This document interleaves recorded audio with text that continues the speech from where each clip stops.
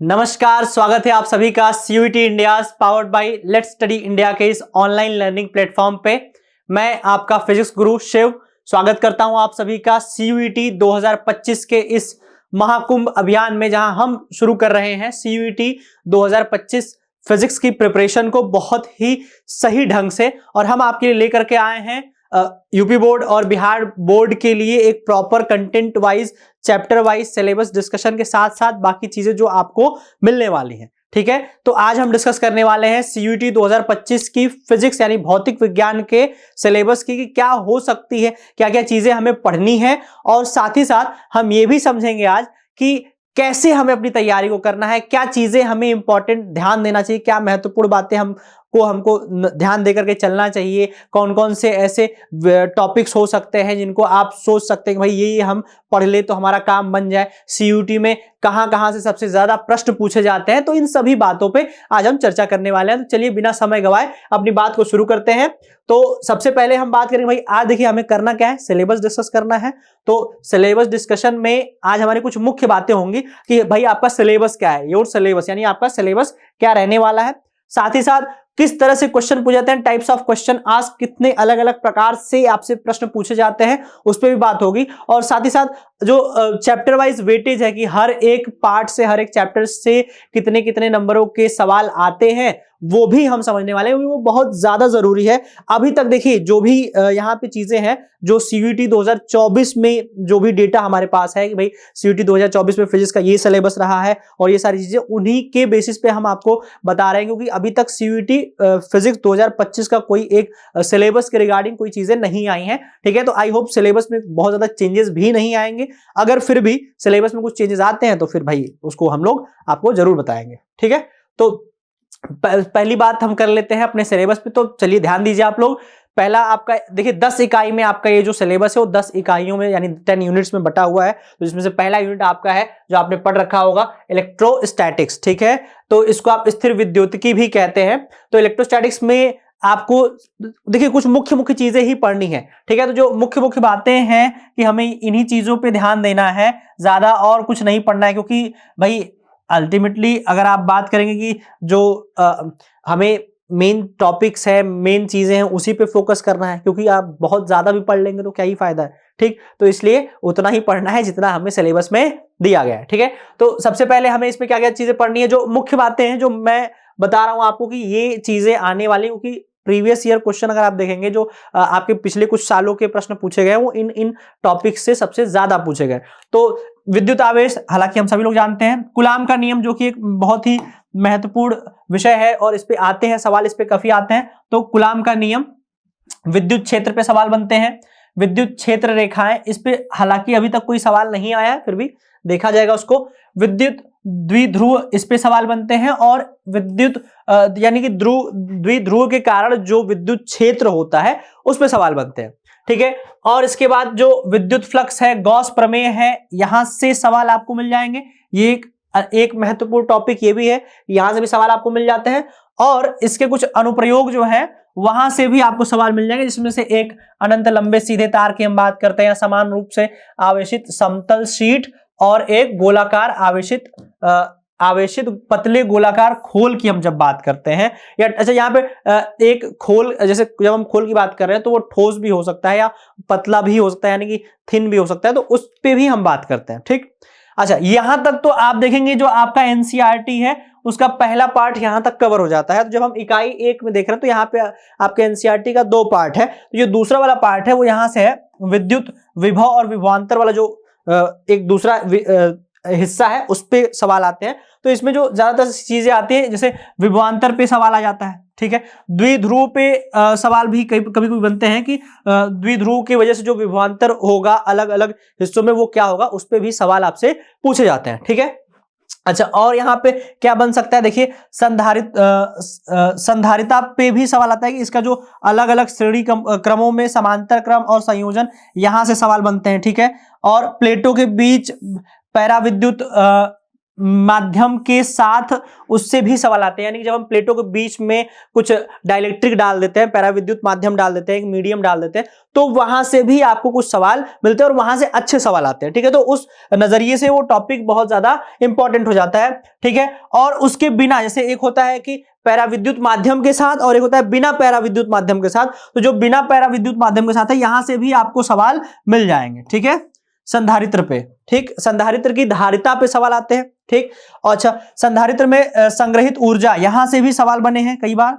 ठीक, और van de graph generator, यहां से सवाल आते हैं। तो जो मुख्य यहां पे हम बिंदुओं को देख रहे हैं कि जिससे इकाई 1 में सवाल आ रहे हैं, आपका पहला है भाई कूलाम का नियम, विद्युत क्षेत्र, विद्युत द्विध्रुव के कारण विद्युत क्षेत्र हमें निकालना होता है। गॉस का प्रमेय, यहां से सवाल आ रहे होते हैं। ठीक है, उसके बाद उसके कुछ अनुप्रयोग, हालांकि अनुप्रयोग में अभी तक उतना कुछ लंबा सवाल देखने को नहीं मिला है, बट गॉस के प्रमेय से आपको सवाल मिल जाएंगे। विद्युत विभव में विभवांतर पे सवाल आते हैं और ज्यादातर सवाल यहाँ संधारित्र और उसकी धारिता पे सवाल आते हैं। ठीक है, यहाँ पे कई सारे सवाल आपको मिल जाएंगे। तो ये रहा आपका इकाई 1। ठीक है, एक बार इसको अच्छे से स्क्रीनशॉट ले लीजिए आप लोग। ठीक है, इकाई 1 में आपको ये चीजें पढ़नी है। ठीक, चलते हैं आगे, इकाई 2 की बात कर लेते हैं भाई, देख लेते हैं इसमें क्या क्या चीजें हैं। तो इकाई 2 आपका क्या है? इकाई 2 है विद्युत धारा।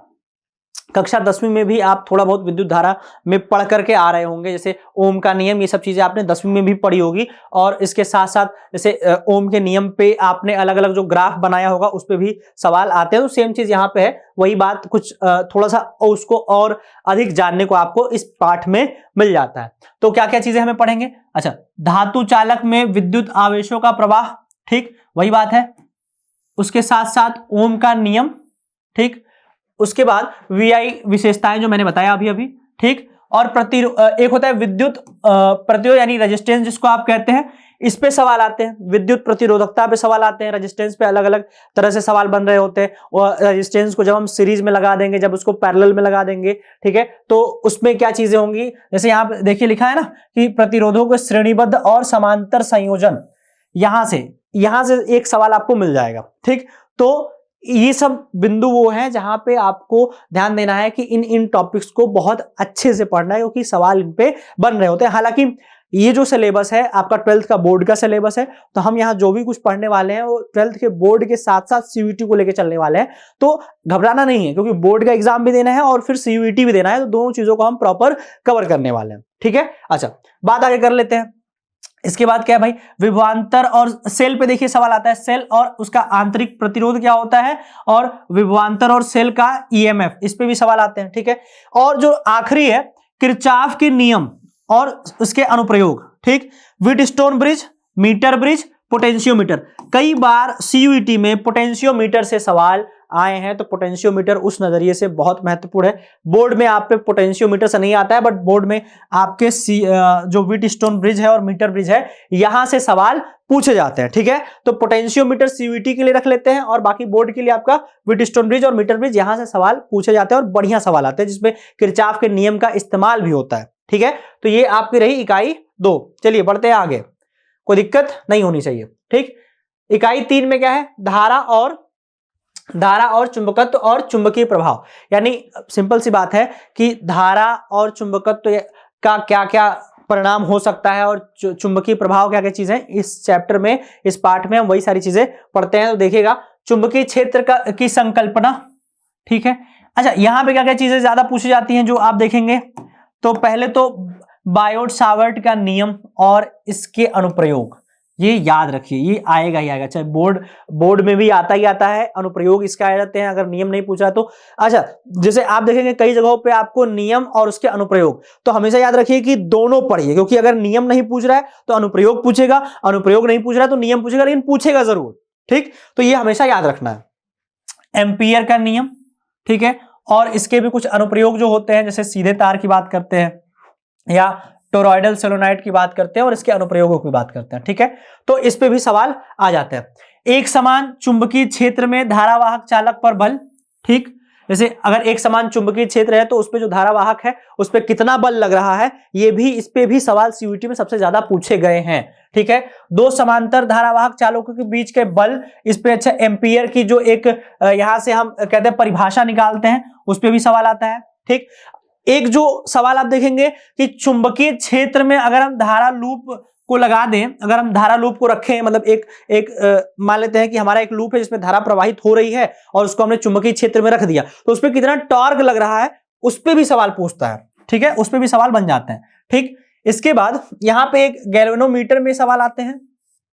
ठीक, अब जो दूसरा पार्ट है, इसमें इस वाले इकाई में दो पार्ट है। इसमें से पहला पार्ट आपका धारा और चुंबकत्व के चुंबकीय प्रभाव में, एक तो आपका चुंबकीय प्रभाव अलग हो जाएगा और धारा और चुंबकत्व अलग हो जाएगा। ठीक, तो अब जो दूसरा भाग है चुंबकीय प्रभाव की, अगर हम बात करें, चुंबकत्व की बात कर रहे हैं, तो उसमें क्या क्या चीजें हैं? चुंबकीय द्विध्रुव के रूप में धारा लूप और उसके चुंबकीय द्विध्रुव आघूर्ण, यहां से सवाल आते हैं। ठीक है, घूमते हुए इलेक्ट्रॉन की चुंबकीय द्विध्रुव आघूर्ण, यहां से डायरेक्ट फार्मूला पूछा गया है, जिसको आप बोहर मैग्नेट्रॉन वाला केस कहते हैं, तो वहां से भी एक सवाल आ जाता है। ठीक है, इसके बाद देखिए जो मेन इसमें पूछता है, ज्यादातर चीजें पूछी जाती हैं, वो आपका है कि जो पैरामैग्नेटिक, फेरोमैग्नेटिक और डायामैग्नेटिक जो पदार्थ होते हैं, यहां से एक सवाल आपको निश्चित है मिलेगा ही मिलेगा कि भाई ये पदार्थ हैं, तो इनमें बताओ इनमें से पैरामैग्नेटिक कौन सा है, डायामैग्नेटिक कौन सा है, या फेरोमैग्नेटिक कौन सा है। ठीक है, तो ये याद रखिएगा कि हम इस पे भी काफी चर्चा करने वाले हैं।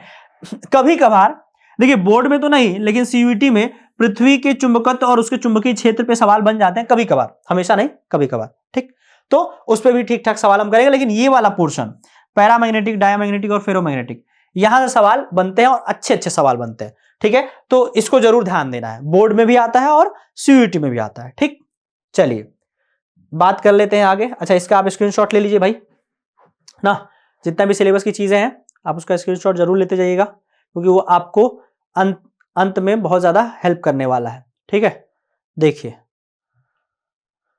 अगला इकाई 4 है। इकाई 4 क्या है भाई? विद्युत चुंबकीय प्रेरण और प्रत्यावर्ती धाराएं। ठीक, इसमें फिर दो पार्ट है, तो पहले पार्ट की बात कर लेते हैं। तो विद्युत चुंबकीय प्रेरण, यहां से जो फराडे का नियम है सीधे यहीं से सवाल आता है, चाहे आपका बोर्ड एग्जाम हो चाहे सीयूईटी, दोनों पे।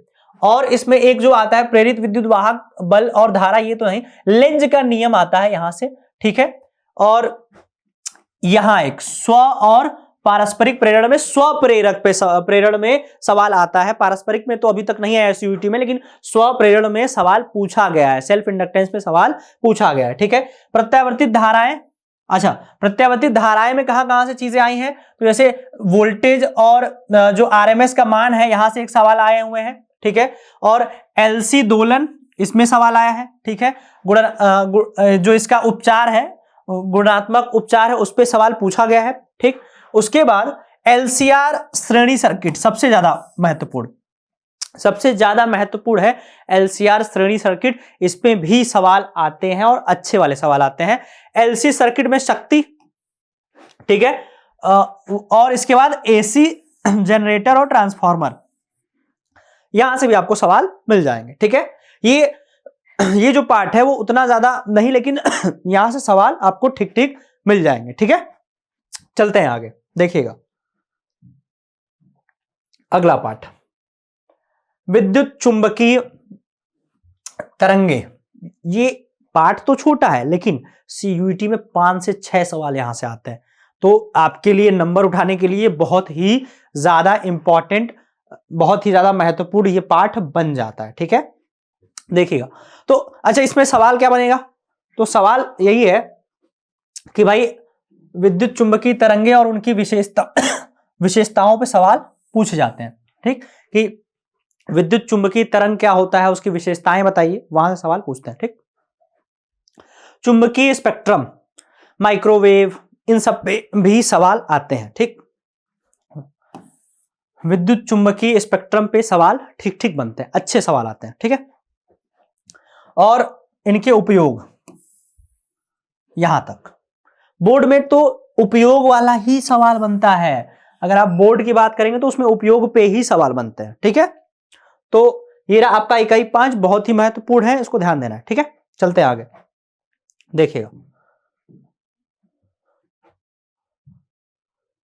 हाँ, तो ये रहा इकाई 6, प्रकाशिकी, जो कि तरंग प्रकाशिकी और रे ऑप्टिक्स और वेव ऑप्टिक्स जिसको कहते हैं, तो वो दोनों ही यहाँ पे रैखिक प्रकाशिकी और तरंग प्रकाशिकी। ठीक है, तो इसमें महत्वपूर्ण ज्यादा चीजें हैं, देखिए ध्यान से समझते हैं। हालांकि एक और बात है कि अगर दो पार्ट है, जैसे मान लीजिए जैसे यहाँ पे दो पार्ट है, तो ऐसा भी सीयूईटी में होता है। सीयूईटी की मैं बात कर रहा हूँ कि ऐसा सीयूईटी में कई बार होता है कि एक पार्ट से सबसे ज्यादा पूछ दिया जाए, दूसरे पार्ट से बहुत कम पूछा जाए। तो इसका ये मतलब नहीं है कि आपको दोनों नहीं पढ़ना है, आपको दोनों पढ़ना है। ऐसा नहीं कि आप एक छोड़ दे एक पकड़ ले, ऐसा नहीं होगा, ठीक है। देखिए यहां पे जो महत्वपूर्ण बातें पूछी जाती हैं उसमें से कई सारी चीजें हैं। तो पहले हम बात कर लेते हैं जैसे लेंस पे सवाल। देखिए जो मैं डायरेक्ट वही बता रहा हूं जहां से सवाल बनते हैं, हालांकि सिलेबस आपके सामने है, इसका स्क्रीनशॉट आप जरूर लीजिएगा, ठीक है। तो अब यहां से आता कहां से, लेंस पे सवाल आते हैं, ठीक है। पतले लेंस का सूत्र, लेंस निर्माता सूत्र, ठीक है। और इसके बाद जो एक मानव नेत्र, यहाँ के इस पे सवाल आते हैं, नेत्र दोष पे सवाल आते हैं, ठीक है। और खगोलीय दूरदर्शी और सूक्ष्मदर्शी, यहां से सवाल बनते हैं, ठीक है। इसके बाद इसी में प्रिज्म, हाँ ये रहा प्रिज्म, प्रिज्म पे सवाल भी बन जाते हैं भाई।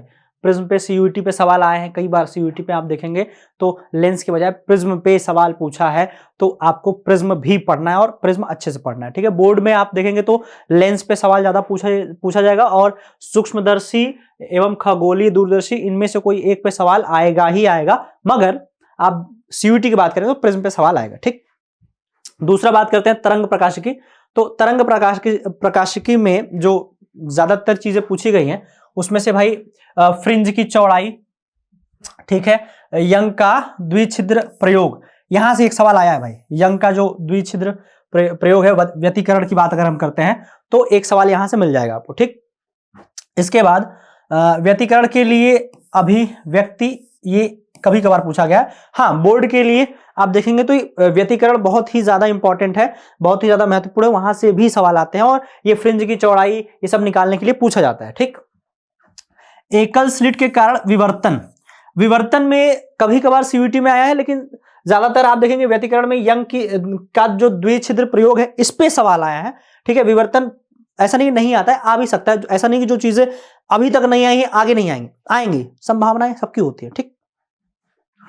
उसके बाद केंद्रीय अधिकतम की चौड़ाई, ठीक है।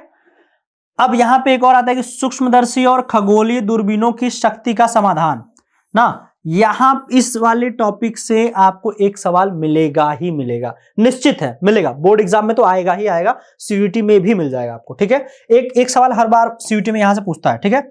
उसके बाद ध्रुवीकरण में भी एक सवाल आता है, ब्रूस्टर के नियम पे एक सवाल आता है। ध्रुवीकरण में ब्रूस्टर के नियम पे एक सवाल आपको मिलेगा ही मिलेगा, ठीक है। और बोर्ड में तो हालांकि नहीं है लेकिन सीयूईटी में है, ठीक। अच्छा इसके बाद पोलराइड का उपयोग, ये सारी चीजें हैं, बट ये उतना इंपॉर्टेंट नहीं है जितना कि वो ब्रूस्टर का नियम है, ठीक। तो ये कुछ मुख्य बिंदु हैं जिनको आपको ध्यान में हमेशा रखना है। मैं बार बार कह रहा हूं कि इन मुख्य बिंदुओं को ध्यान में रखना है क्योंकि इनसे सवाल अभी तक के पूछे गए हैं।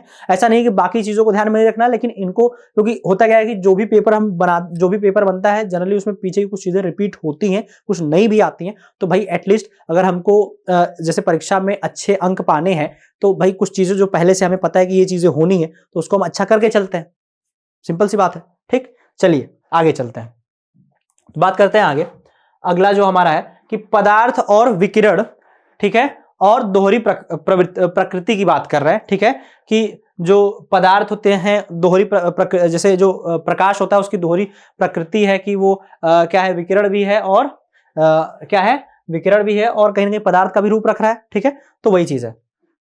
अब यहां पे जो सबसे ज्यादा पूछा जाता है आपसे वो है आइंस्टाइन का, ठीक है, आइंस्टाइन का समीकरण।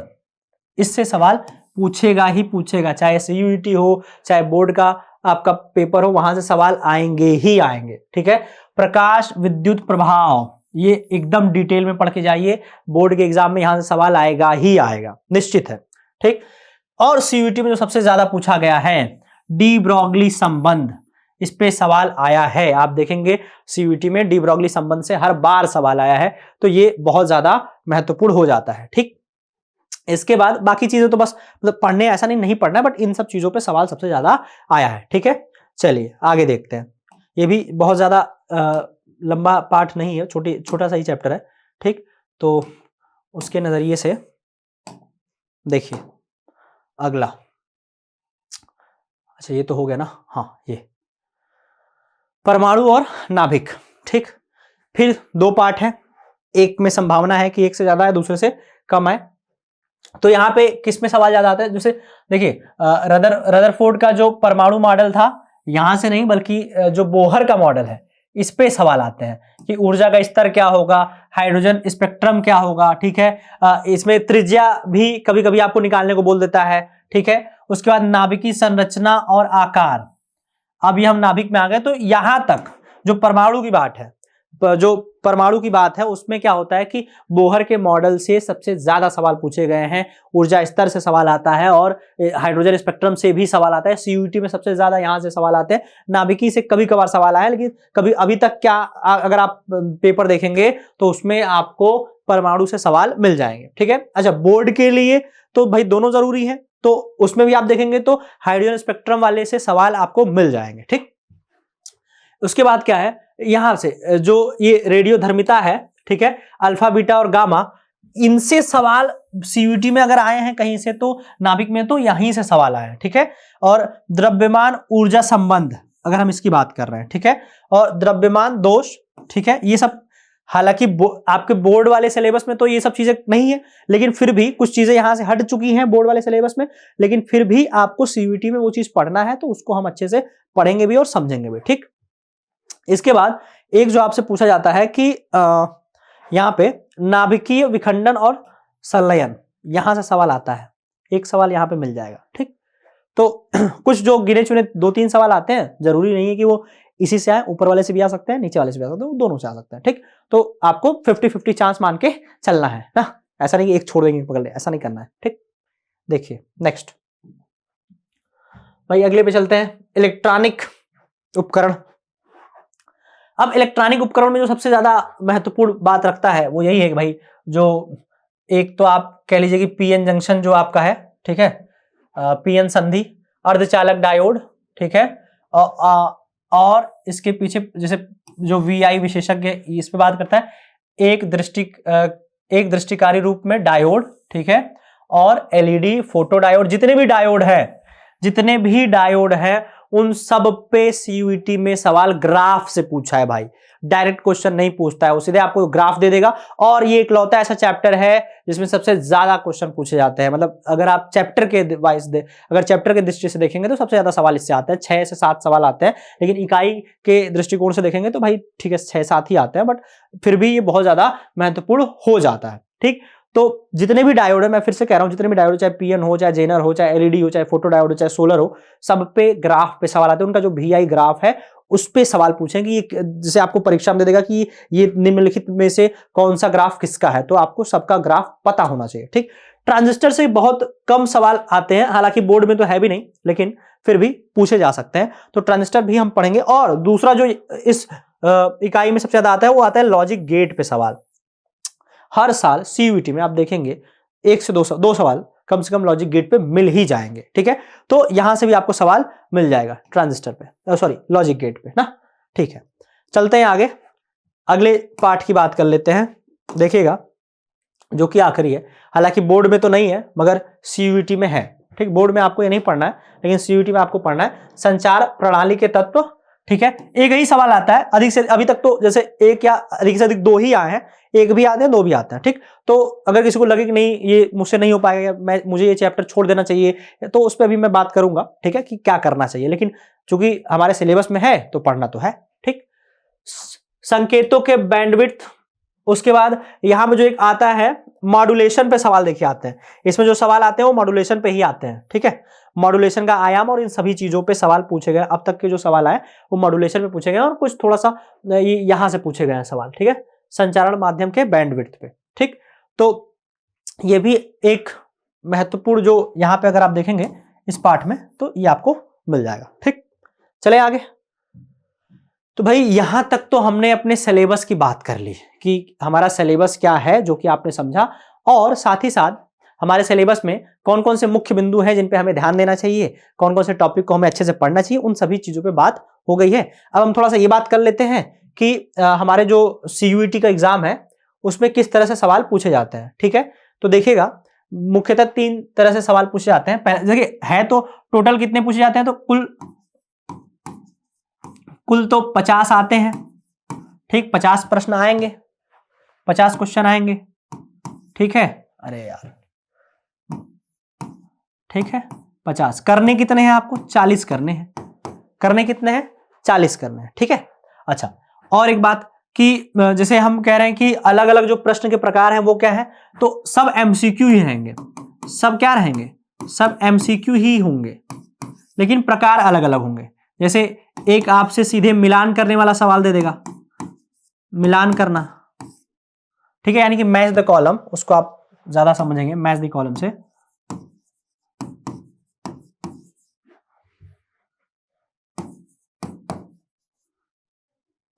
जैसे इधर कुछ दिया रहेगा, इधर कुछ दिया रहेगा, ठीक है, 2 चीजें दी रहेंगी, ऐसे ऐसे आपको जो मिलाते हैं तो उसमें फिर ऑप्शन आप मिला लेंगे कौन सा सही आ रहा है। एक तो इस पे सवाल आ जाएगा। एक जो दूसरा आता है कि दूसरा आपका जो कथन वाले पे आता है, कथन और कारण, ठीक, कथन और कारण, उस पे एक सवाल आएगा, ठीक, कथन कारण पे,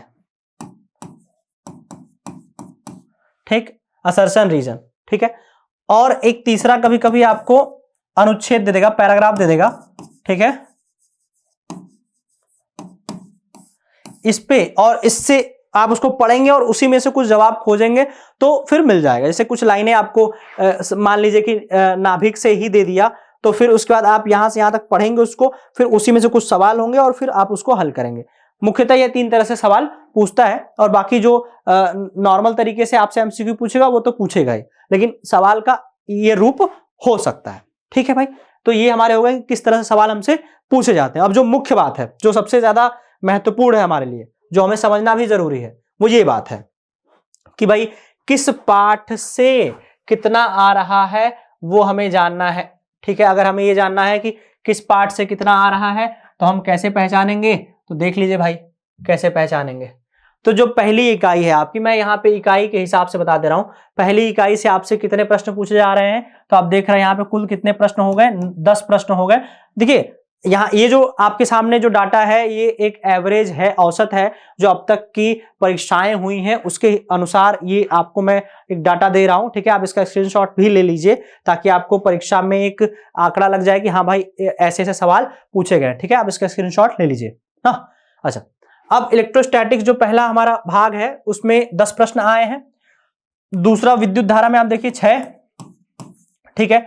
अब तीसरे में देख रहे हैं आप धारा और चुंबकत्व में 5-5 सवाल। अब ये बढ़ भी सकता है, हो सकता है इससे कभी कभी 6 आ जाए, इससे 3 ही आए, इससे 7 आ जाए, इससे 4 आ जाए, तो ऐसी भी चीजें हो सकती हैं। तो मुख्यतः अभी तक हम देख रहे हैं कि जो औसत मान है वो है कि 10 तो आएंगे ही आएंगे, 9 भी हो सकते हैं, 11 भी हो सकते हैं।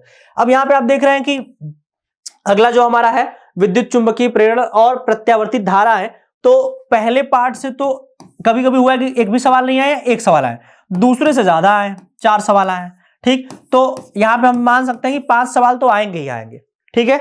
अगला जो आपका विद्युत चुंबकीय तरंगे है, यहां से भी कितने आए, 5। अच्छा, ये 5 से 6 भी हो सकता है, 5 से 4 भी हो सकता है, वो निर्भर करता है कि भाई पेपर किस तरह से हम बना रहे हैं, जो भी पेपर बना रहे हैं उनका मन क्या है, थोड़ा सा मनोदशा पे भी तो बात होती है ना भाई, कि वो उनकी मनोदशा कैसी है, वो कैसे प्रश्न देना चाह रहे हैं। लेकिन एक आंकड़ा यही है भाई कि अभी तक 5 सवाल तो आएंगे ही आएंगे ना, ठीक है।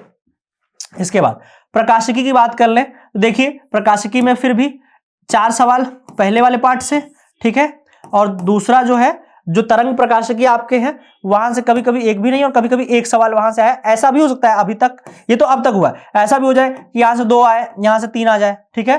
तो कुछ कहा नहीं जा सकता कि क्या क्या चीजें हो सकती है। जो एक संभावनाओं की हम बात कर रहे हैं कि जो अब तक हुआ है, जो औसत अभी तक चीजें चली है, उसी के हिसाब से हम बात कर रहे हैं कि हाँ आगे भी ऐसा हो सकता है, ठीक है। इसी को एकदम से नहीं मान लेना, लेकिन ये आपको कहीं ना कहीं एक मदद करता है कि हाँ भाई ठीक है, किस पार्ट को सबसे ज्यादा पढ़ना चाहिए, किस पार्ट को थोड़ा कम पढ़ना चाहिए, ठीक है। तो मैं यहां से फिर भी मान के चल सकता हूं 5 प्रश्न यहां से आएंगे ही आएंगे, ठीक। पदार्थ और विकिरण की दोहरी प्रकृति, यहां से भी कितने आ रहे हैं, 2 प्रश्न मिल रहे हैं, ठीक। अच्छा, परमाणु और नाभिक में देख लीजिए, यहां परमाणु से 0 से 1 प्रश्न दिखा रहा है, जबकि यहां से कभी ज्यादातर चीजें, अभी देखिए थोड़ा सा ये भी होता है कि यहां पे कभी कभी 2 प्रश्न भी आपको मिल जाएंगे और यहां से एक भी प्रश्न नहीं मिलेगा।